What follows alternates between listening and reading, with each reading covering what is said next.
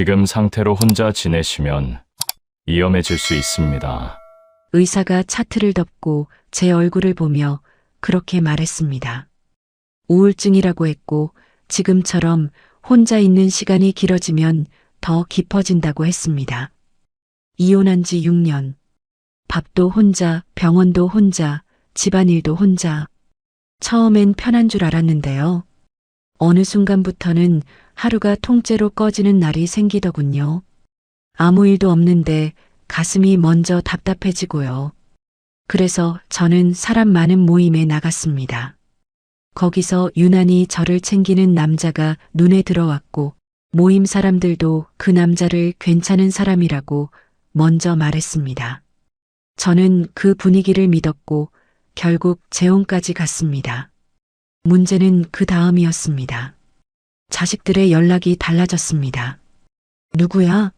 남자친구야? 에서 끝나는 게 아니었습니다. 지금 어디야? 사진 보내. 그 사람 집은 어디야? 걱정인 줄 알았는데 어느 순간부터는 확인이 되고 관리가 되더군요. 그 소식은 결국 자식들 입에서 전 남편 귀로 들어갔습니다. 그리고 딱 한 달 뒤 초인종이 울렸습니다. 문밖 목소리는 6년 동안 한 번도 찾아오지 않던 전 남편이었습니다. 전 남편은 왜 하필 그날 왔을까요? 그날 밤 전 남편이 문 앞에서 꺼낸 첫 마디는 제가 예상한 말이 아니었습니다.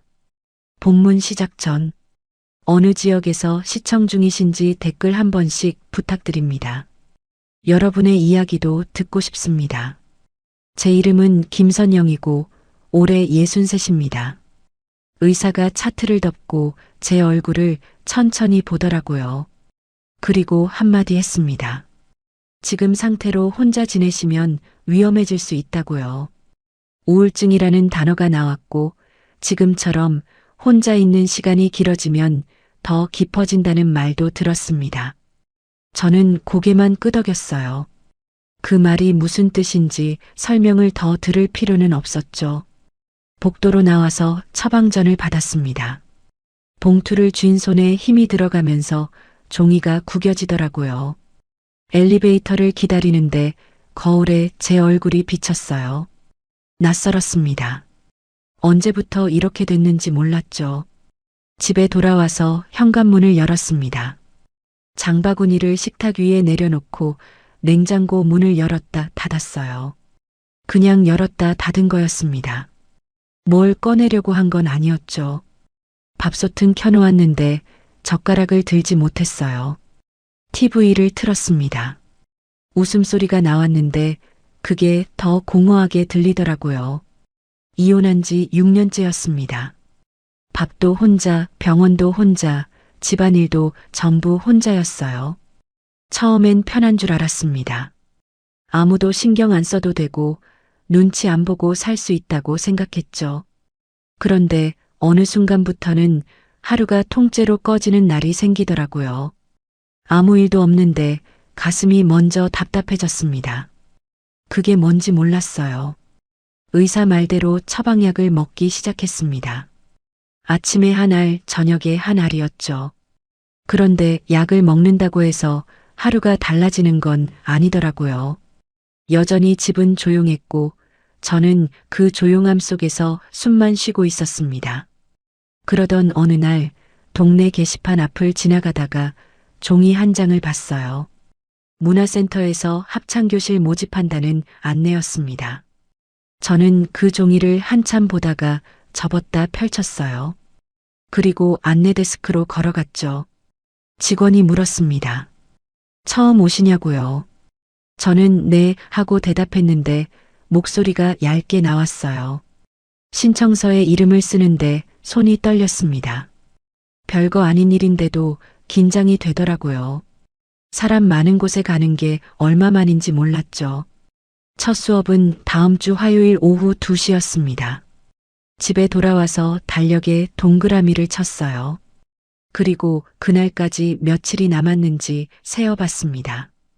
이상하게 그 며칠이 길게 느껴졌어요. 화요일 아침이 왔습니다. 평소보다 일찍 일어났죠. 옷을 골라 입고 거울 앞에 섰는데 뭘 입어야 할지 몰랐어요.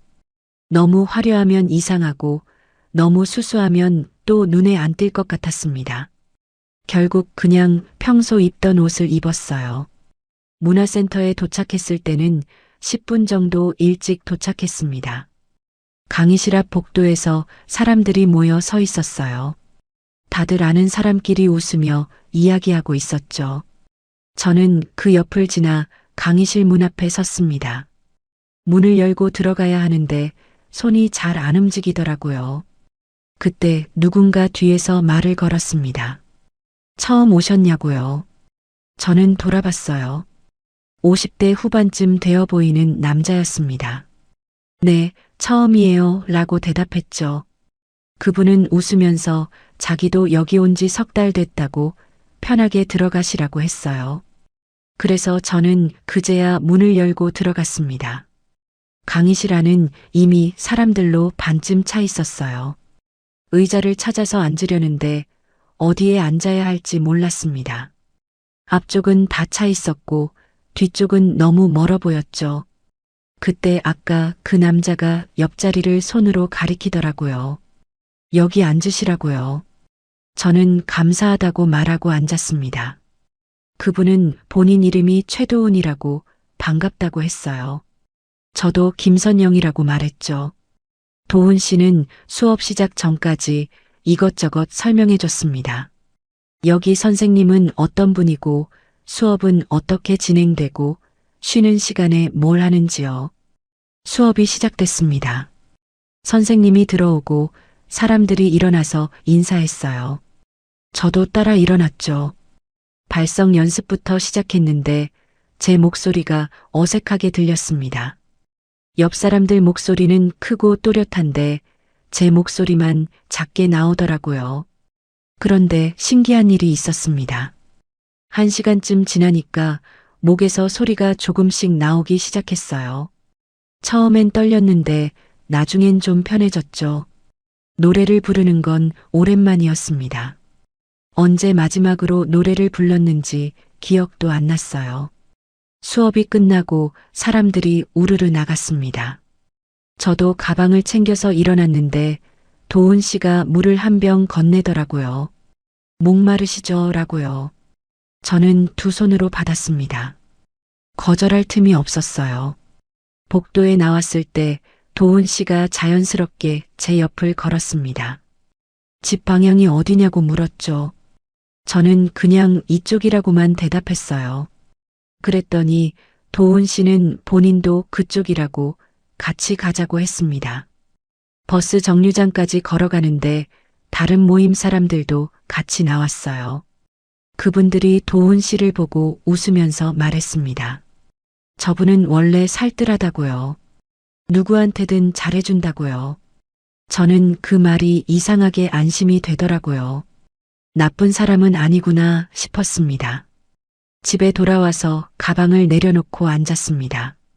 휴대폰을 봤는데 단톡방 알림이 와 있었어요. 합창교실 단톡방이었죠. 누군가 김선영님 환영합니다. 라고 적었고 이모지가 여러 개 달려 있었습니다. 저는 그 화면을 한참 보다가 손가락으로 문질렀어요. 그리고 멈췄습니다. 혼자였던 리듬에 누군가의 시선이 들어온 첫날이었습니다. 그게 좋은 건지 불편한 건지는 아직 몰랐죠. 그런데 한 가지는 확실했어요. 저는 여자들과 친해지고 싶었는데 왜 자꾸 도훈 씨의 배려가 거절 못할 방식으로 붙는 걸까요? 두 번째 수업은 그 다음 주 화요일이었습니다.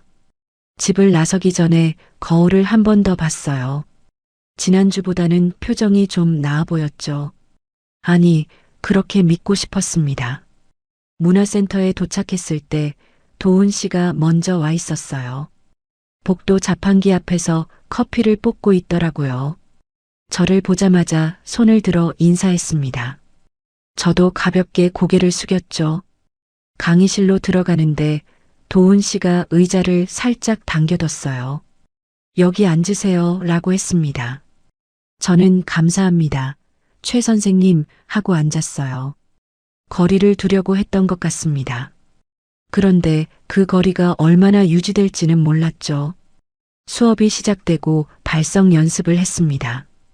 지난주보다는 목소리가 잘 나왔어요. 선생님이 제 쪽을 보고 좋아졌다고 말했습니다. 저는 쑥스러워서 고개를 숙였죠. 옆에서 도훈 씨가 작게 웃는 게 느껴졌어요. 쉬는 시간에 화장실을 다녀왔습니다. 복도로 나왔는데 도훈 씨가 물 한 병을 들고 서 있더라고요. 제게 건넸습니다. 목마르시죠? 라고요. 저는 또 두 손으로 받았어요.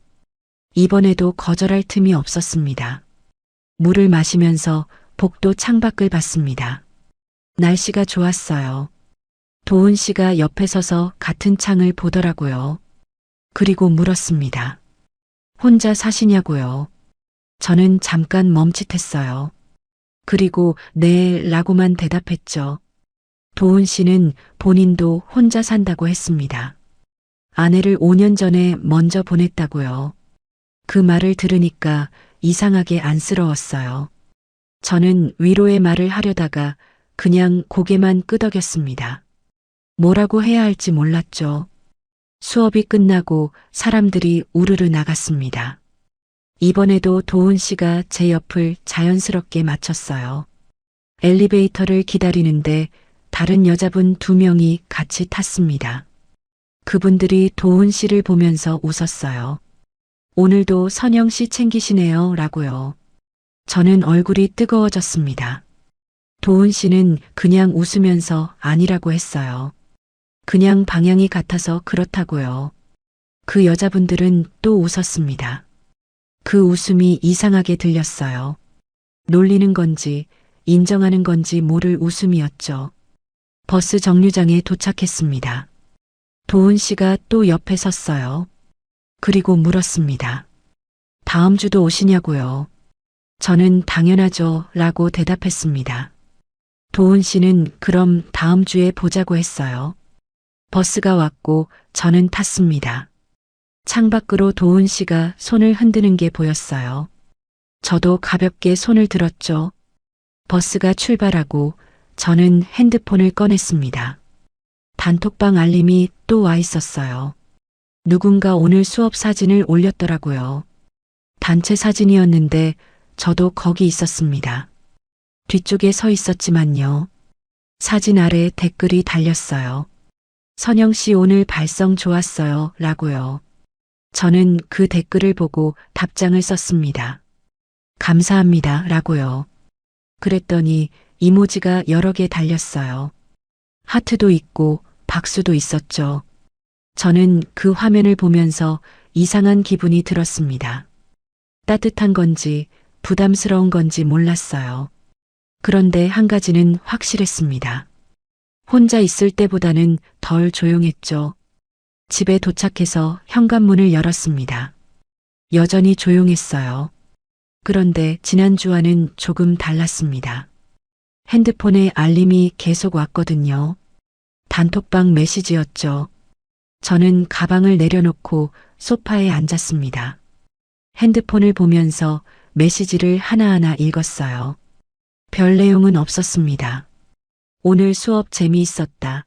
다음 주에 또 보자. 그런 말들이었죠. 그런데 저는 그 메시지들을 다 읽었습니다. 하나도 빠뜨리지 않고요. 읽다 보니까 시간이 꽤 지났더라고요. 밖이 어두워졌습니다. 저녁을 먹으려고 냉장고를 열었습니다. 반찬이 그대로 있었어요. 며칠 전에 만든 것들이었죠.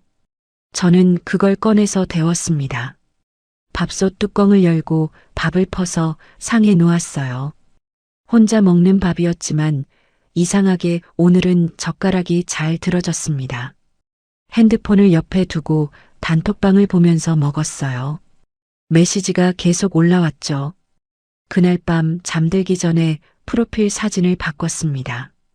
단톡방에 올라온 단체 사진으로요. 제가 거기 있었으니까요. 사진을 설정하고 화면을 끄려는데 메시지가 하나 왔어요. 도훈 씨였습니다. 오늘 고생하셨어요. 선영 씨라고 적혀 있었어요. 저는 그 메시지를 보고 답장을 쓰려다가 멈췄습니다. 뭐라고 써야 할지 몰랐죠. 결국 감사합니다. 라고만 보냈습니다. 도훈 씨는 바로 읽은 표시가 떴어요. 그리고 웃는 이모지 하나를 보냈습니다. 저는 핸드폰을 내려놓고 천장을 봤습니다. 선영 씨라는 호칭이 이상하게 오래 남았어요. 누군가 제 이름을 부르는 게 얼마만인지 몰랐죠. 다음 날 아침 핸드폰을 보니까 단톡방 알림이 또 와 있었습니다. 밤새 메시지가 10개쯤 쌓여 있었어요. 저는 그걸 읽으면서 아침밥을 먹었습니다. 그날도 그 다음 날도 수업이 있는 화요일을 기다렸습니다. 달력에 동그라미를 쳐둔 날짜를 보면서요. 이상하게 그 날짜가 다가올수록 기분이 좀 나아지는 것 같았어요. 세 번째 수업 날이 왔습니다. 이번엔 15분 일찍 도착했어요. 도훈 씨는 이미 와 있었습니다. 복도에서 저를 기다리고 있더라고요. 같이 강의실로 들어갔습니다. 의자에 앉는데 여자분 한 명이 옆에 와서 앉았어요. 지난번에 엘리베이터에서 봤던 분이었죠. 선영 씨, 오늘 옷색 예쁘네요. 라고 말했습니다. 저는 감사하다고 했어요. 그분은 본인 이름이 박정희라고 여기 온 지 1년 됐다고 했습니다. 그리고 도훈 씨 얘기를 꺼냈어요. 저분 괜찮은 사람이라고 여기서 다들 인정한다고요. 저는 그 말을 들으면서 고개를 끄덕였습니다. 그런데 왜 그 말을 제게 하는지는 잘 모르겠더라고요. 그냥 정보를 주는 건지 아니면 다른 뜻이 있는 건지요. 수업이 끝나고 이번엔 카페에 가자는 얘기가 나왔습니다. 몇 명이서 같이 가기로 했어요. 저도 따라갔죠. 도훈 씨도 같이 왔습니다. 카페에 앉아서 커피를 마셨습니다. 사람들이 이런저런 얘기를 했어요. 자식 이야기, 손주 이야기, 요즘 물가 이야기요. 저는 그냥 듣기만 했습니다. 그런데 정혜 씨가 저한테 물었어요. 자녀분은 어떻게 되시냐고요. 저는 잠깐 멈칫했습니다. 그리고 대답했죠. 딸 하나, 아들 하나 있다고요. 다들 좋겠다고 했습니다. 아들, 딸 다 있으면 든든하다고요. 저는 웃으면서 그렇죠, 라고만 했어요. 더 말하고 싶지 않았습니다. 카페를 나올 때 단체 사진을 찍었습니다. 정혜 씨가 제 팔을 잡고 같이 서자고 했어요. 저는 처음엔 뒤로 빠지려고 했습니다.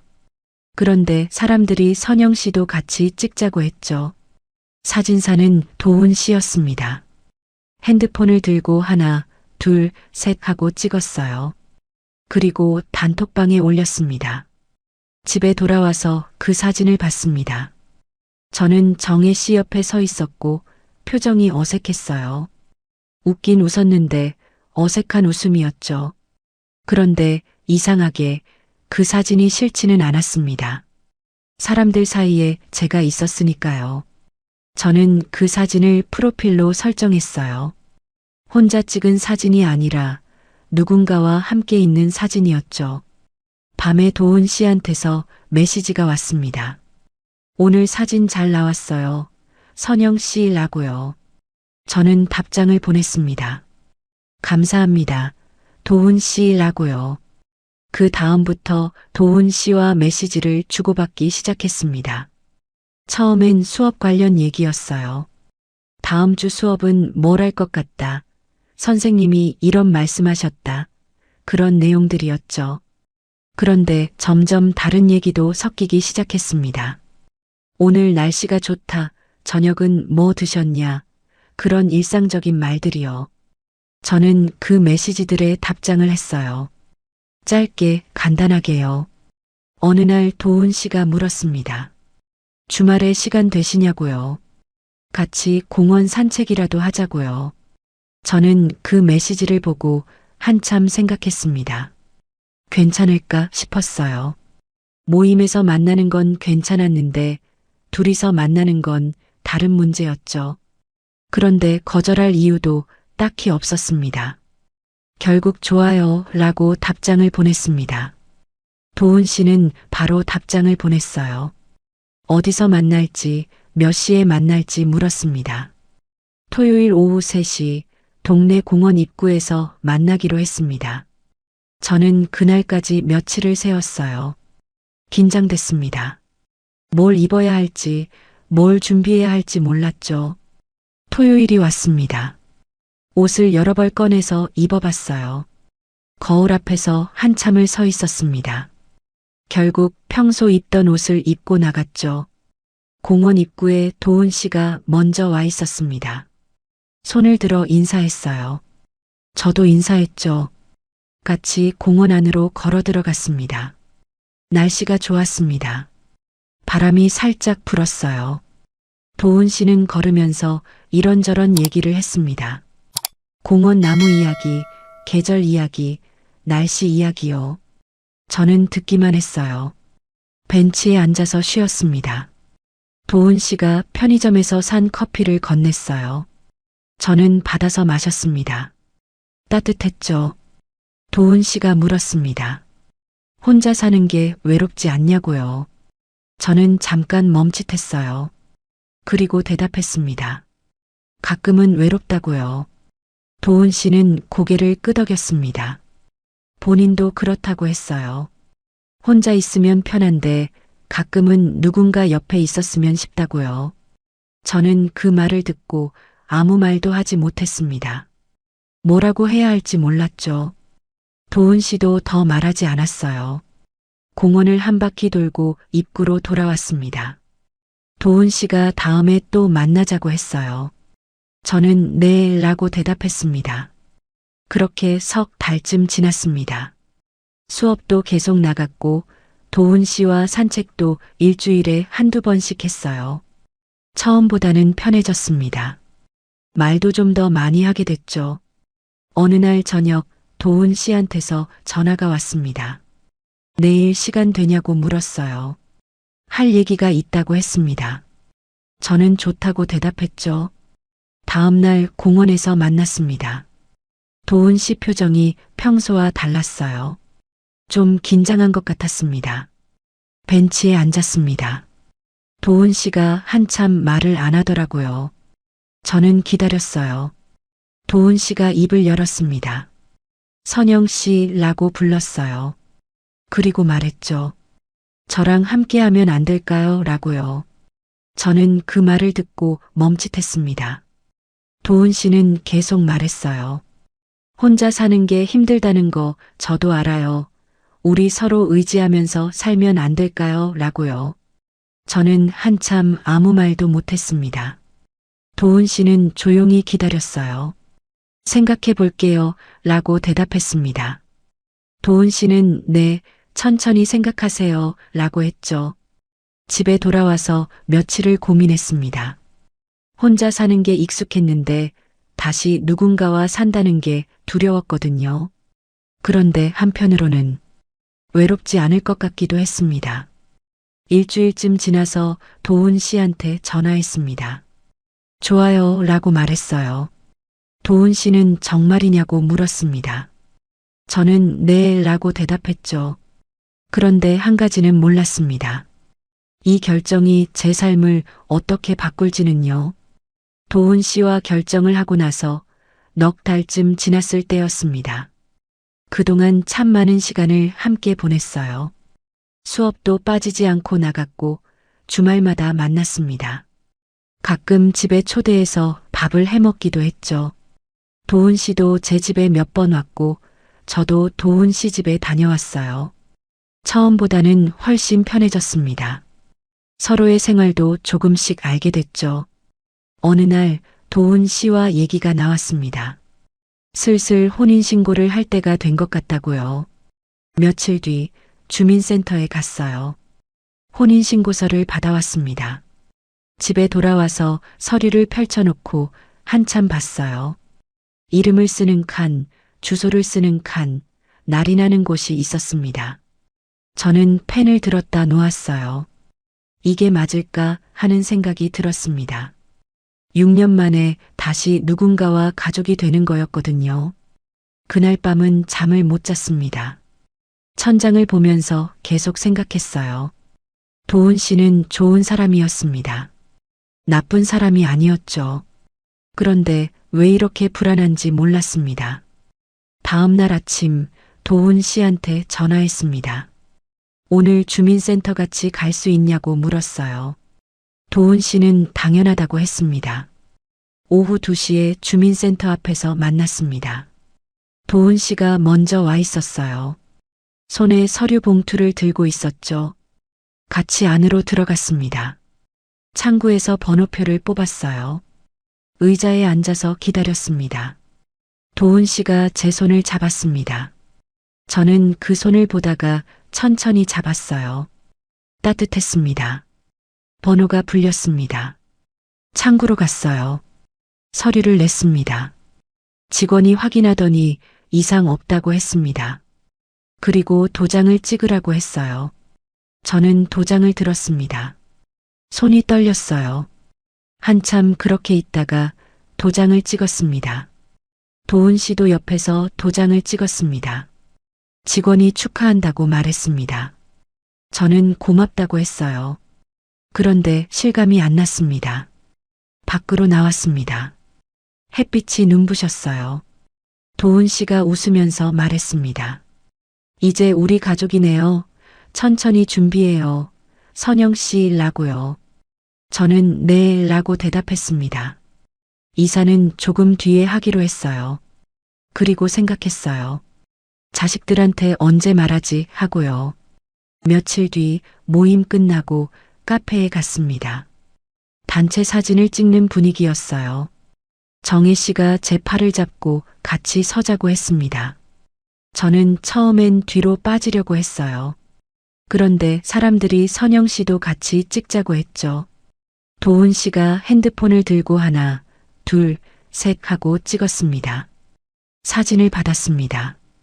저는 정혜 씨 옆에 서 있었고 표정이 어색했어요. 웃긴 웃었는데 어색한 웃음이었죠. 집에 돌아와서 그 사진을 다시 봤습니다. 이상하게 그 사진이 싫지는 않았어요. 사람들 사이에 제가 있었으니까요. 저는 결심했습니다. 자식들한테 말하기 전에 프로필부터 바꾸자고요. 프로필 사진을 그 단체 사진으로 설정했습니다. 혼자 찍은 사진이 아니라 누군가와 함께 있는 사진이었죠.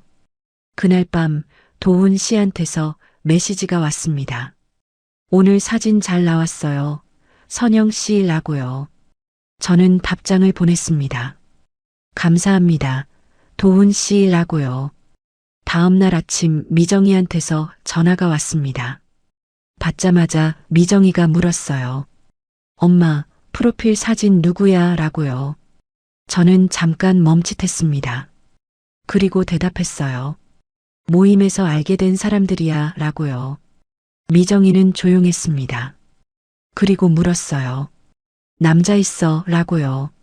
저는 뭐라고 해야 할지 몰랐습니다. 결국 말했죠. 응, 있어 라고요. 미정이가 물었습니다. 남자친구야 라고요. 저는 대답했습니다. 아니, 재혼했어 라고요. 미정이가 한참 아무 말도 안 하더라고요. 저는 기다렸습니다. 미정이가 말했어요. 엄마, 그런 건 먼저 말했어야지 라고요. 미정아 라고 불렀는데 미정이가 말을 이었습니다. 엄마 나이에 그런 거 조심해야 한다고. 요즘 이상한 사람 많다고요. 저는 도훈 씨는 좋은 사람이라고 말했습니다. 미정이는 한숨을 쉬었어요. 그리고 전화를 끊었습니다. 그날 오후 준호한테서도 전화가 왔습니다. 준호는 미정이보다 더 직접적이었어요. 엄마 재혼했어 라고 바로 물었습니다. 저는 응 이라고 대답했어요. 준호가 한참 조용하더니 말했습니다. 어머니, 이런 거 함부로 하시면 안 돼요 라고요. 어머니. 준호가 저를 어머니라고 불렀습니다. 엄마가 아니라 어머니였어요. 저는 그 호칭이 이상하게 차갑게 느껴졌습니다. 준호야 라고 불렀는데 준호는 대답 없이 말을 이었어요. 그 사람 이름이 뭐냐고, 어디 사는 사람이냐고, 나이는 몇이냐고 물었습니다. 저는 그 질문들을 듣고 답답했습니다. 준호가 걱정하는 건지 확인하는 건지 모를 톤이었거든요. 이름은 최도훈이고 나이는 58이라고 대답했어요. 준호는 집은 어디냐고 또 물었습니다. 저는 그냥 이 동네 산다고만 했어요. 준호가 한숨을 쉬었습니다. 그리고 말했죠. 어머니, 우리도 알아야 해요. 라고요. 전화를 끊은 뒤 저는 소파에 앉아 있었습니다. 창밖을 봤는데 아무것도 안 보이더라고요.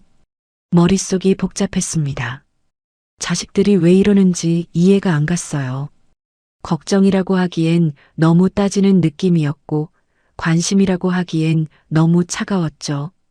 며칠 뒤 준호한테서 톡이 왔습니다. 어머니, 그분 사진 한 장만 보내주세요. 라고요. 저는 왜 사진을 보내야 하냐고 물었습니다. 준호는 그냥 어떤 분인지 확인하고 싶어서요. 라고 했어요. 저는 대답하지 않았습니다. 준호는 계속 메시지를 보냈어요. 어머니, 우리도 알 권리 있어요. 라고요. 미정이한테서도 비슷한 톡이 왔습니다. 엄마, 그 사람 직업이 뭐야? 재산은 있어? 라고 물었어요. 저는 그런 거 왜 물어보냐고 했습니다. 미정이는 엄마 걱정돼서 그런다고 했죠. 그날 밤 저는 도훈 씨한테 전화했습니다. 자식들이 계속 물어본다고 확인하려고 한다고 말했어요. 도훈 씨는 괜찮다고 했습니다. 당연한 거라고요. 저는 그 말을 듣고 좀 안심이 됐습니다. 그런데 한편으로는 불안했어요.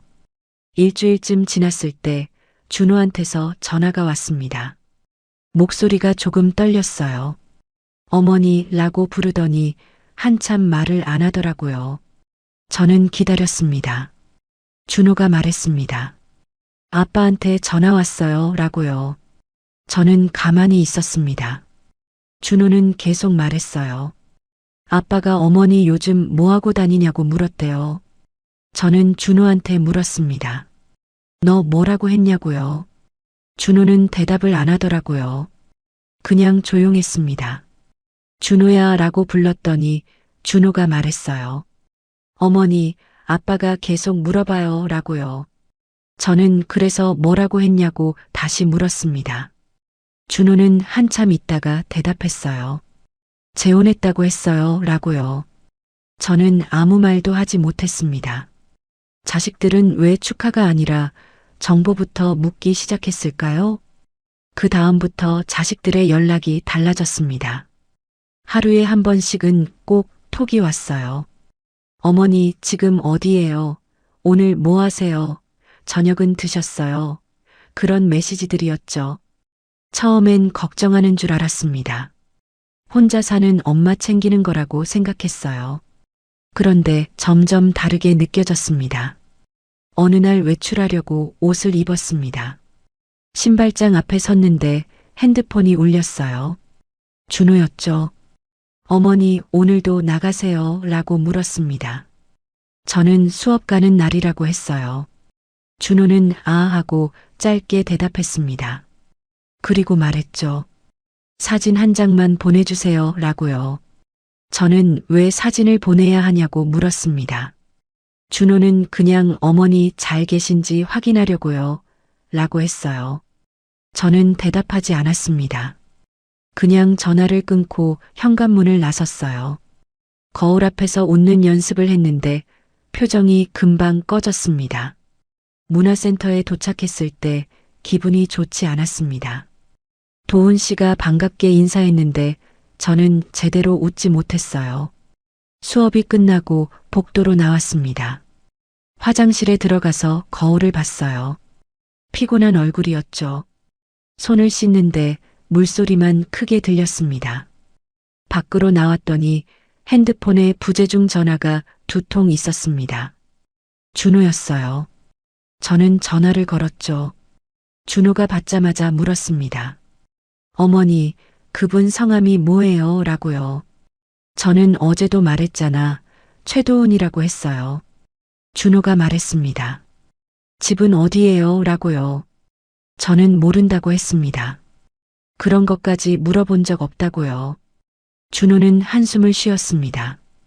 어머니, 우리도 알아야 해요. 라고 또 말했어요. 저는 준호야, 그만 좀, 이라고 했죠. 준호는 어머니라고 부르더니 말을 이었습니다. 혹시라도 이상한 사람이면 어떡해요? 우리가 확인해야죠. 라고요. 저는 더 이상 대답하지 않았습니다. 전화를 끊고 화장실 거울 앞에 다시 섰어요. 말이 사라지는 기분이었습니다. 집에 돌아왔을 때 미정이한테서도 톡이 왔습니다. 엄마 오늘도 나갔어. 라고요. 저는 수업 갔다 왔다고 답했어요. 미정이가 물었습니다. 그 남자 또 만났어. 라고요. 저는 답장을 안 했습니다. 뭐라고 해야 할지 모르겠더라고요. 미정이가 계속 메시지를 보냈습니다. 엄마, 대답 좀 해봐. 라고요. 저는 핸드폰을 내려놓고 소파에 앉았어요. 창밖을 봤는데 날이 어두워지고 있었습니다. 저녁 먹을 시간이었죠. 그런데 밥을 하고 싶지 않았어요. 그날 밤 늦게 준호한테서 전화가 왔습니다. 목소리가 조금 떨렸어요. 어머니라고 부르더니 한참 말을 안 하더라고요. 저는 기다렸습니다. 준호가 말했습니다.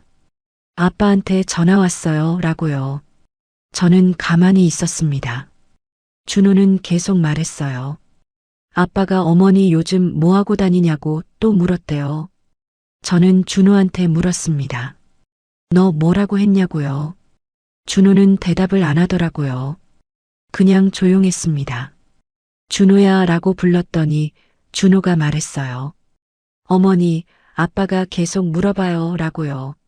저는 그래서 뭐라고 했냐고 다시 물었습니다. 준호는 한참 있다가 대답했어요. 모임 다닌다고 했어요. 라고요. 저는 아무 말도 하지 못했습니다. 준호가 말을 이었어요. 어머니, 아빠가 그러는데 어머니 뭐해? 라고요. 그 순간 저는 알았습니다. 태수가 자식을 통해서 저를 확인하고 있다는 걸요. 직접 전화하지 않고 자식 입을 먼저 빌린 겁니다. 저는 준호한테 말했습니다. 아빠한테 아무 말도 하지 마. 라고요. 준호는 어머니라고 불렀는데 저는 전화를 끊었어요. 며칠 뒤 미정이한테서도 비슷한 전화가 왔습니다. 아빠가 또 전화했대요. 이번엔 엄마 남자친구 이름이 뭐냐고 물었답니다. 미정이는 모른다고 했대요. 그런데 태수가 계속 물었답니다. 사진 본 적 있냐고, 어떻게 생긴 사람이냐고요. 미정이는 울먹이면서 말했어요. 엄마, 나 어떻게 라고요.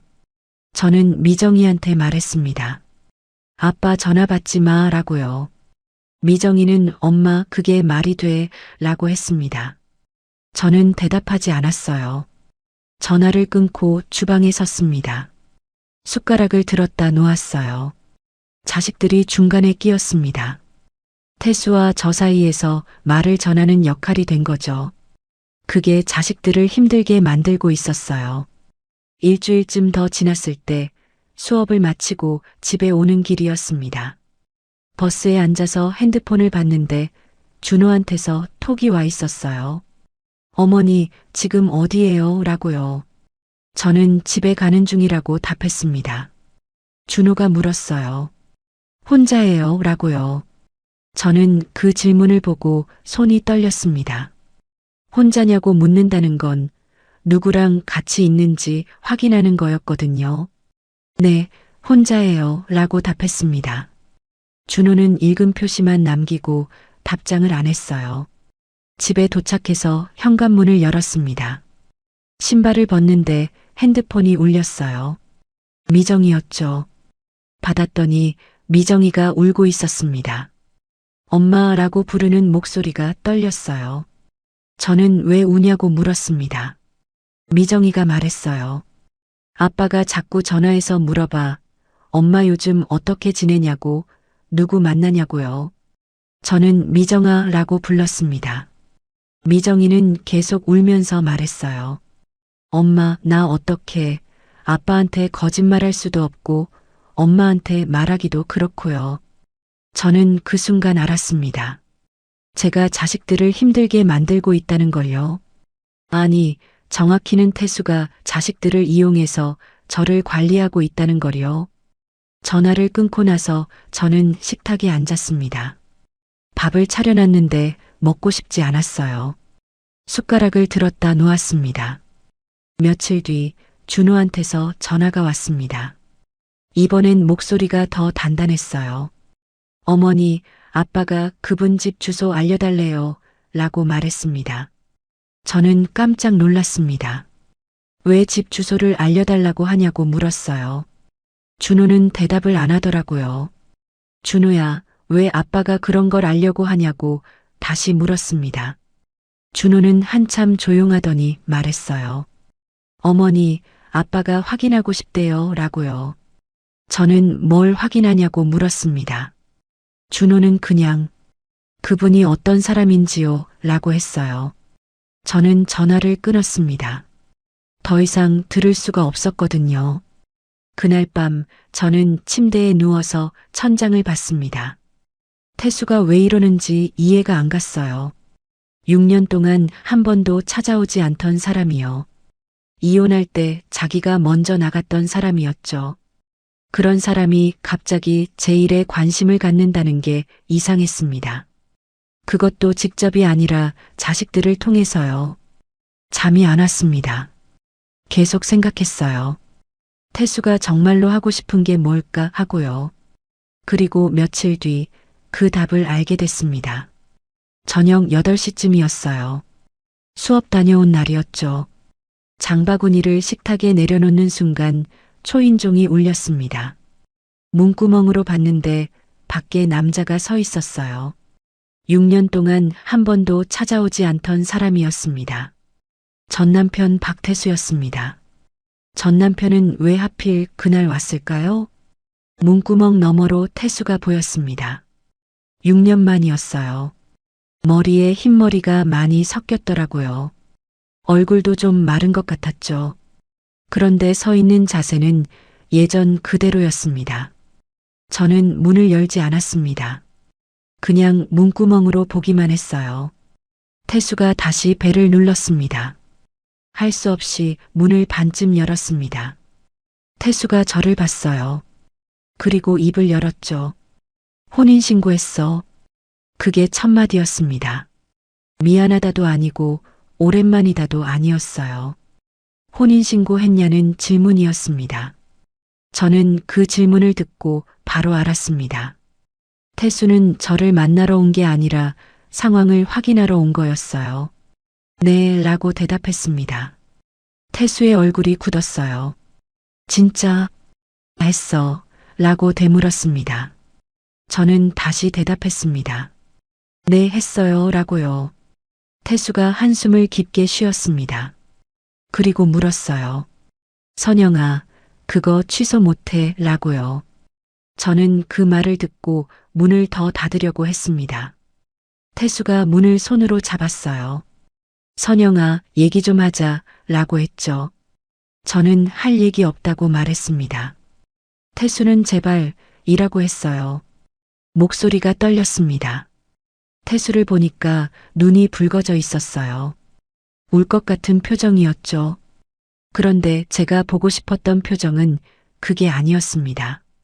계단참으로 나왔습니다. 문은 완전히 열지 않았어요. 반쯤만 열고 밖으로 나선 거였죠. 태수가 말했습니다. 나 달라졌어, 라고요. 저는 대답하지 않았습니다. 태수는 계속 말했어요. 혼자 지내면서 많이 생각했다고, 그때 내가 잘못했다고요. 저는 가만히 서서 들었습니다. 태수의 말이 계속 이어졌어요. 이혼 취소할 수 없냐고, 그 사람이랑 헤어지고 다시 시작하자고요. 그 말을 듣고 저는 물었습니다. 박태수 씨, 지금 무슨 말하는 거예요? 라고요. 박태수 씨, 태수가 표정이 굳었습니다. 뭐라고 하더라고요. 저는 다시 말했습니다. 박태수 씨라고요. 태수는 선영아라고 불렀어요. 저는 고개를 저었습니다. 박태수 씨, 여기서 그만하세요. 라고 말했습니다. 태수가 한 걸음 다가왔어요. 저는 뒤로 물러났습니다. 계단 참 끝까지 갔죠.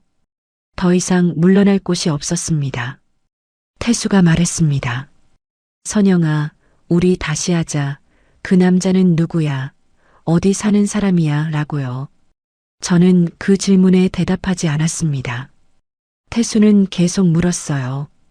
이혼 취소하고 나한테 돌아오면 안 되냐고요. 박태수 씨라고 다시 불렀습니다. 그건 박태수 씨가 결정할 일이 아니에요. 라고 말했죠. 태수가 목소리를 높였습니다. 내가 결정해야지. 우리 부부였는데 라고요. 저는 그 말을 듣고 차갑게 웃었습니다. 부부요? 라고 되물었어요. 6년 전에 이혼했잖아요. 박태수 씨가 먼저 나가셨잖아요. 라고 말했죠.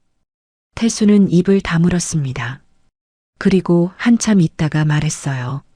선영아, 그땐 내가 미쳤었어. 지금은 진짜 후회해. 라고요. 저는 계단참에서 발을 움직이지 않았습니다. 문턱을 넘지 않기로 한 거였어요.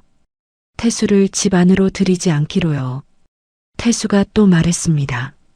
선영아, 제발 그 사람이랑 헤어져. 라고요. 저는 고개를 저었습니다. 안 돼요. 라고 말했어요. 태수는 왜냐고 물었죠. 저는 대답했습니다. 박태수 씨는 사람이 아니라 상황부터 확인했잖아요. 라고요. 태수가 멈칫했습니다. 무슨 소리냐고 물었어요. 저는 말했습니다. 첫마디가 혼인신고 했냐는 거였잖아요. 라고요. 미안하다도 아니고 보고 싶었다도 아니고요. 태수는 아무 말도 하지 못했습니다. 저는 계속 말했어요. 박태수 씨는 지금도 저를 확인하러 온 거잖아요. 라고요. 태수가 아니라고 했습니다. 그게 아니라고 걱정돼서 온 거라고요. 저는 웃었습니다. 걱정이요? 라고 되물었어요. 6년 동안 한 번도 안 하던 걱정을 이제 와서 하세요. 라고 말했죠. 태수는 말문이 막혔습니다. 저는 말을 이었어요. 박태수 씨, 여기서 그만 내려가세요. 라고요. 태수가 선영아 라고 또 불렀습니다.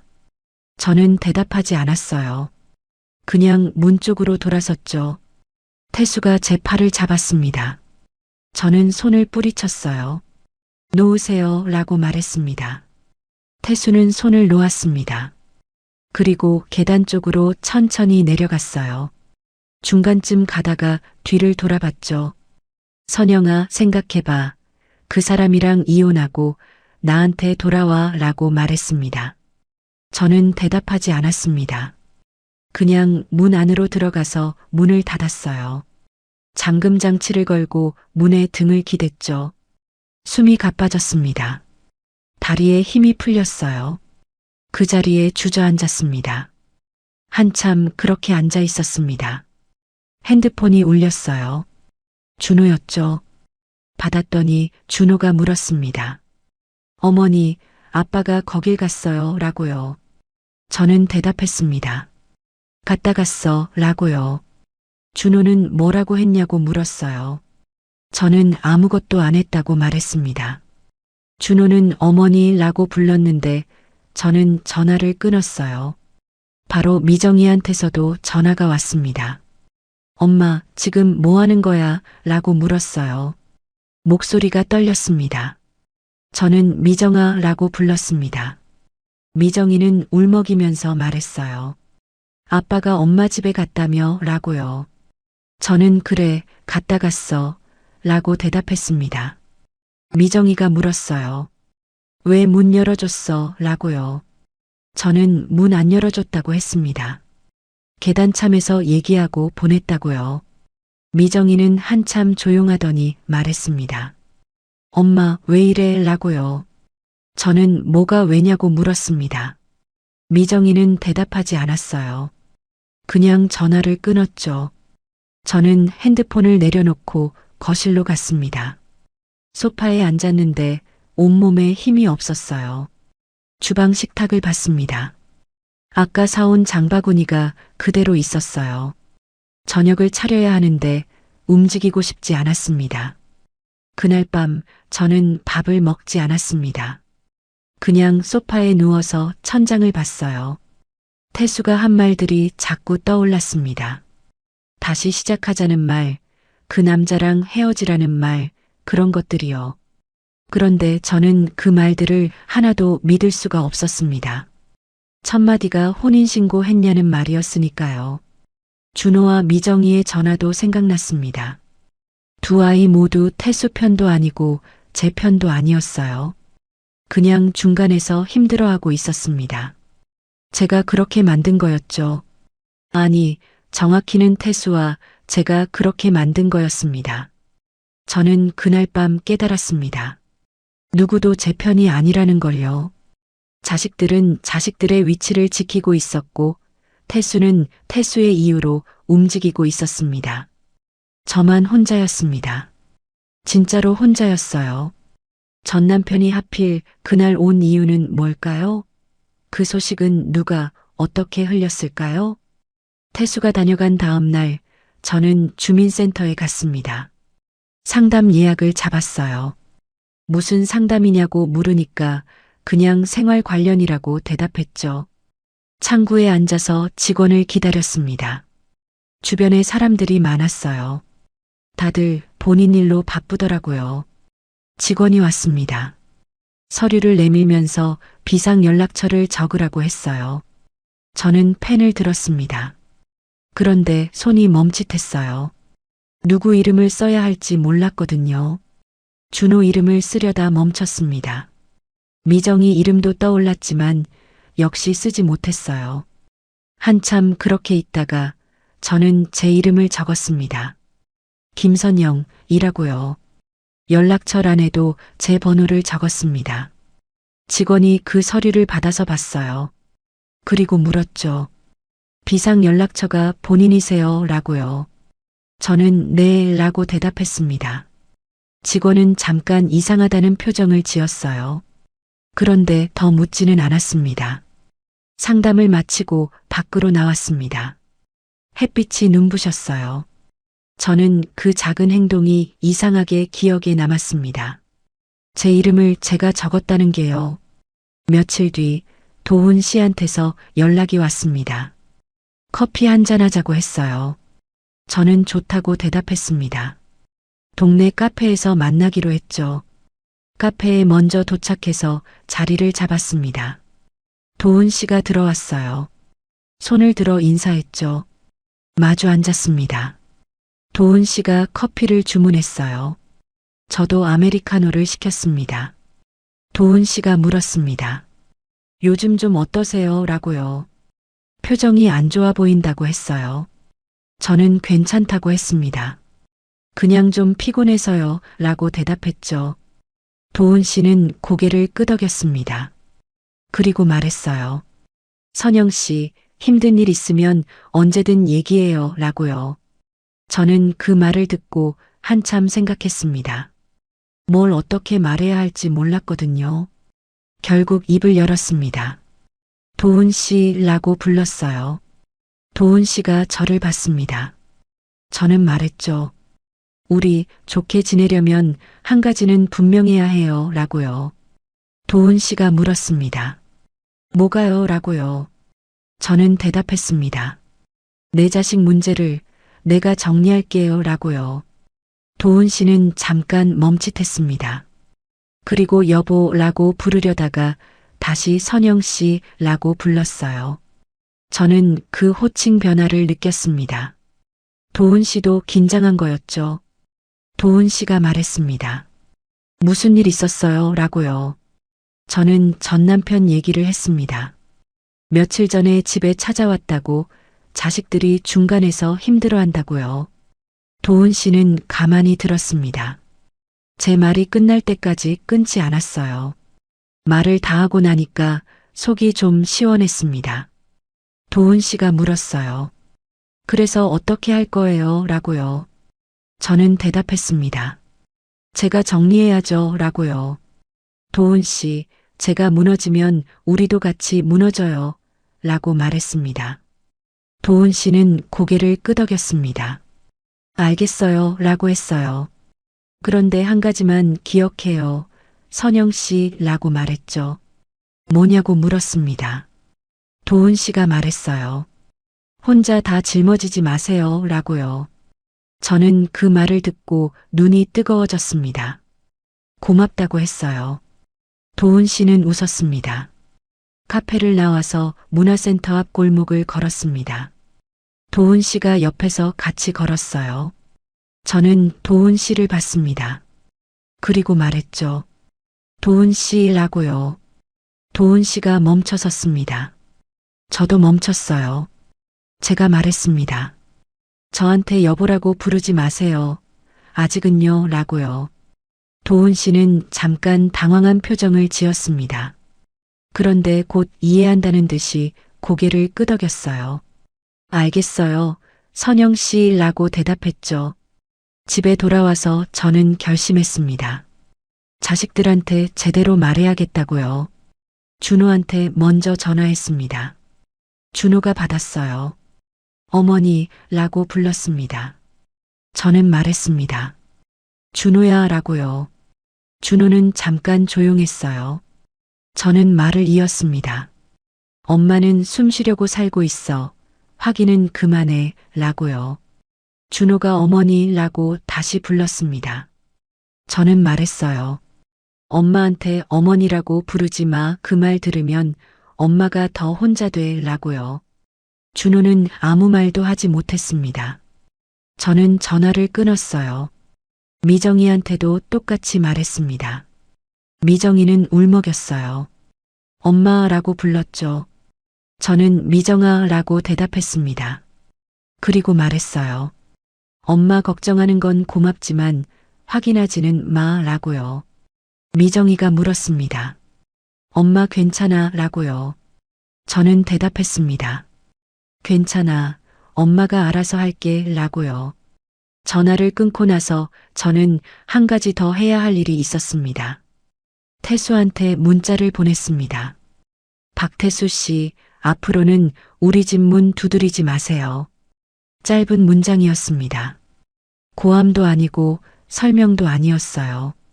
그냥 담담한 한 문장이었죠. 문자를 보내고 핸드폰을 내려놓았습니다. 태수한테서 답장이 올지 안 올지는 몰랐어요. 그런데 상관없었습니다. 저는 제가 할 말을 했으니까요. 며칠 뒤 수업에 갔습니다. 도훈 씨가 반갑게 인사했어요.